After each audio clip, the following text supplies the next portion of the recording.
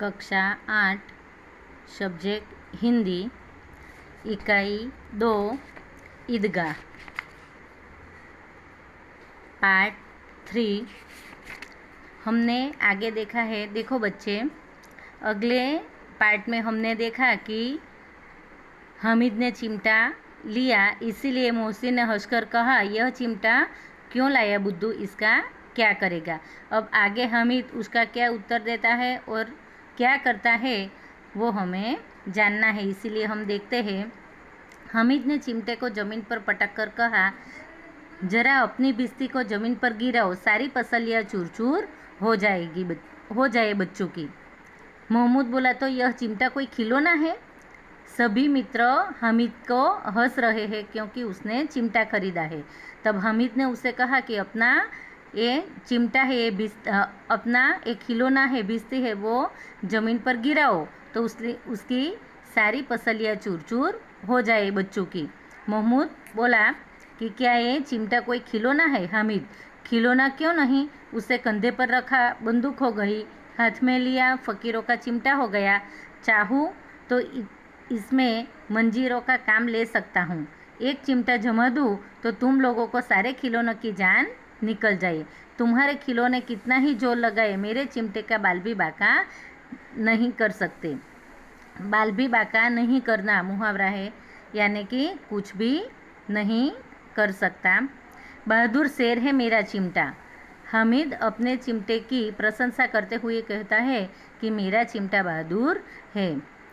सम्मी ने खंजरी ली थी, प्रभावित होकर बोला, मेरी खंजरी से बदलोगे, 2 आने की है कि तुम्हारा चिमटा से मेरी खंजरी अच्छी है तो तू इसके साथ बदलेगा। हामिद ने खंजरी की ओर उपेक्षा से देखा और बोला, मेरा चिमटा चाहे तो तुम्हारी खंजरी का पेट फाड़ डाले, बस एक चमड़े की झिल्ली लगा दी। ढब ढब बोलने लगी, जरा सा पानी लग जाए तो ख़त्म हो जाए। मेरा बहादुर चिमटा आग में, पानी में, आंधी में, तूफान में बराबर डटा रहेगा, क्योंकि चिमटा किसका बना हुआ है, लोहे का है। इसीलिए वह बोलता है कि तुम्हारी जो खंजरी है वो खंजरी तो मेरा चिमटा उस पर जरा सी चोट लगाए तो उसका पेट फाड़ डाले, लेकिन मेरा चिमटा तो आग में, पानी में, आंधी में, तूफान में बराबर डटा रहेगा। चिमटे ने सभी को मोहित कर लिया, लेकिन अब पैसे किसके पास धरे हैं। सभी को इच्छा हुई कि हम भी चिमटा खरीदें, लेकिन सबने तो खाने पीने में, खिलौने खरीदने में सभी पैसे ख़त्म कर दिए थे। फिर मेले से बहुत दूर निकल आए हैं और मेले से दूर भी निकल आए हैं। धूप तेज हो रही थी, घर पहुंचने की जल्दी है, बड़ों से जीत करे तो भी चिमटा नहीं मिल सकता।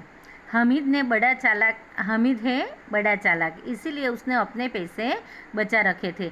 सबने तो अपने अपने पैसे पूरे कर दिए थे, लेकिन हामिद तो बहुत चालाक था, उसने तो अपने पैसे बचा रखे थे। औरों ने 3-3, 4-4 आने पैसे खर्च किए पर कोई काम की चीज़ न ले सके। हामिद ने 3 पैसों में रंग जमा लिया। सभी ने अपने अपने पैसे 3-3, 4-4 पैसे के तो खर्च कर दिए थे, लेकिन हामिद तो अपने पैसे का सदुपयोग किया था। सच ही तो है, खिलौना का क्या भरोसा, टूट फूट जाएगा। हामिद का चिमटा बना रहेगा बरसों, क्योंकि वह तो लोहे का है, या इसीलिए बरसों बरस वह चिमटा ऐसे ही रहेगा। मोहसिन ने कहा, जरा अपना चिमटा देखो, हम भी देखें, तुम हमारा भिस्ती लेकर देखो। सभी मित्र अपना अपना खिलौना हामिद को देते हैं और बोलते हैं कि जरा अपना चिमटा दो, हम भी देखते हैं। महमूद और नूरे ने भी अपने अपने खिलौने पेश किए। सभी ने अपना अपना जो खिलौने खरीदे थे वो हामिद को दिया। हामिद को इन शर्तों को मानने में कोई आपत्ति न थी, फक्त देखने के लिए जो चिमटा मांग रहा था वो देने में उसे कोई आपत्ति न थी। चिमटा बारी बारी से सबके हाथ में गया और उनके खिलौने बारी बारी से हामिद के हाथ में आए। कितने खूबसूरत खिलौने थे। रास्ते में महमूद को भूख लगी, उसके बाप ने केले खाने को दिए। महमूद ने केवल हामिद को अपना साथी बनाया, उसके अन्य मित्रों मुंह ताकते रह गए। मुंह ताकना वह भी मुहावरा है, मुंह ताकना यानी कि देखते रहना। यह उस चिमटे का प्रभाव था, उसके पास चिमटा था, इसीलिए उसने हामिद को ही मित्र बनाया। 11 बजे सारे गांव में हलचल मची। मेले वाले लौट आए। मोहसिन की छोटी बहन ने दौड़कर भिश्ती के उसके हाथ से छीन लिया और मारे खुशी के उछली तो मियाँ भिश्ती नीचे आ रहे और सुरलोक सिधार गए कि जब 11 बज गए और मेले वाले सब आए तो मोहसिन की जो छोटी बहन थी वह दौड़कर आई और मेरे भाई खिलौने लाए। इसी खुशी में वो दौड़कर भिश्ती तो ले ली, लेकिन हाथ से गिर जाने से भिश्ती का सुरलोक सिधार गए। सुरलोक सिधारना यानी कि मर जाना। मियाँ नूरे ने वकील का अंत इससे भी ज़्यादा गौरवमय था। वकील ज़मीन पर या ताक पर नहीं बैठ सकते, उनकी मर्यादा का विचार तो करना ही होगा। दीवार में 2 खुटियाँ गाड़ी गई यानी कि रखी गई। उन पर लकड़ी का एक पटरा रखा गया। पटरे पर कागज का एक कालीन बिछाया गया। वकील साहब राजा भोज की भांति सिंहासन पर बिराजे। अपने घर सहसा वकील आ गया ऐसे वह तो खुटियाँ गाड़ दी, उन पर लकड़ी का पटरा रखा, पटरी पर कागज रखा और कागज का कालीन बिछाया और वकील साहब को जब राजा हो इसी तरह सिंहासन पर विराजमान किए। नूरों ने उन्हें पंखा झलना शुरू किया। अदालतों में खस की टट्टियाँ और बिजली के पंखे होते हैं, क्या यहाँ मामूली पंखा भी न हो? बांस का पंखा आया और नूरे ने हवा करने लगा। नूर तो समझा कि मेरे यहाँ साक्षात वकील आ गया, इसीलिए वह पंखा लगाने लगे। मालूम नहीं पंखे की हवा से या पंखे की चोट से वकील साहब स्वर्गलोक से मृत्युलोक में आ रहे और उनका माटी का चोला माटी में मिल गया। माटी का चोला माटी में मिल जाने यानी कि चूर चूर हो जाना, मर जाना। फिर बड़े ज़ोर शोर से मातम हुआ। होना यानी कि दुख प्रकट हुआ। सभी लोग निराश हो गए और वकील साहब की अस्थियाँ धूरे पर डाल दी गई। अस्थियाँ यानी कि हड्डियाँ। अब मियाँ हामिद का हाल सुनिए। अमीना उसकी आवाज़ सुनते ही दौड़ी और उसके गोद में उठाकर प्यार करने लगी। अब हामिद की दादी जो उसकी कितनी देर से राह देख रही थी वो दौड़कर आई और उसकी आवाज़ सुनते ही दौड़ी और उसके गोद में उठाने प्यार करने लगी। सहसा उनके हाथ में चिमटा देकर वह चौंकी। बोली, यह चिमटा कहाँ से लाया? कि दादी जब हामिद को उठा लिया गोद में तब उसने देखा कि उसके पास चिमटा है, इसीलिए वह बोली कि चिमटा कहाँ से लाया? मैंने मोल लिया यानी कि खरीद लिया। कई पैसे में? कई यानी कि कितने पैसे में खरीदा? 3 पैसे दिए।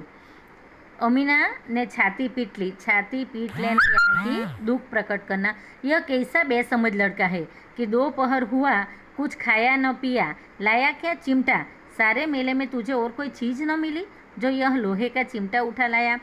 दादी को बहुत दुख हुआ क्योंकि सारे बच्चे ने मेले से लेकर कुछ खाया कुछ पिया, लेकिन हामिद भूखा रहकर अपनी दादी के लिए चिमटा उठाकर लाया था। इसीलिए वह उस पर गुस्से हुई, क्रोधित हुई। हामिद ने अपराधी भाव से कहा, तुम्हारी अंगुलियां तवे से जल जाती थी, इसीलिए मैंने लिया।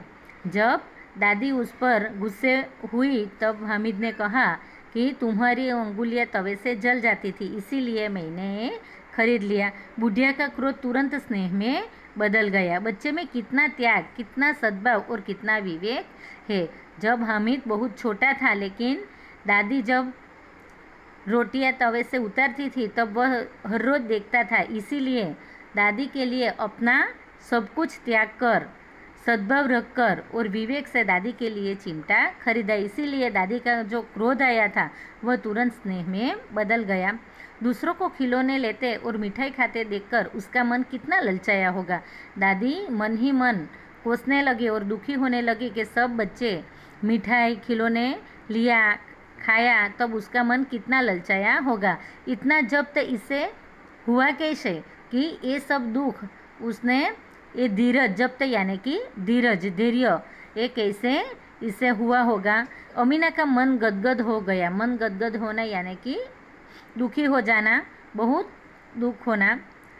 वह रोने लगी। दामन फैलाकर हामिद को दुआएं देती जाती थी। दामन फैलाकर यानी कि अपना दामन फैलाकर वो हामिद को दुआएं देने लगी यानी कि आशीर्वाद देने लगी और उसकी आंखों से आंसू की बड़ी बड़ी बूंदें गिरती जाती थी और उसकी आंखों से अश्रुधारा बहने लगी।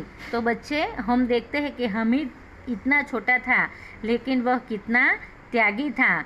कितना दयालु था और अपने दादी के प्रति कितना उसके मन में प्यार था, वो इस इकाई ईदगाह से हमने देखा है। तो अगले पार्ट में हमने यह देखा कि हामिद अपने मित्रों के साथ ईदगाह जाते हैं। बाद में ईदगाह जाकर दादी के लिए जो चिमटा खरीद लाए वो इकाई का यहाँ पर पूरी होती है। और बाद में अगले पार्ट में हम अभ्यास और स्वाध्याय के लिए कितने प्रश्न देंगे और उसका जवाब आपको देना होगा।